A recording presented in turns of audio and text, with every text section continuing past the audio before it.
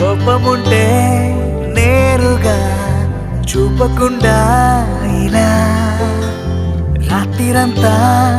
నిద్దురే పాడు చేస్తే ఎలా నేరముంటే సూటిగా చెప్పకుండా ఇలా వెలుకున్నా కలలతో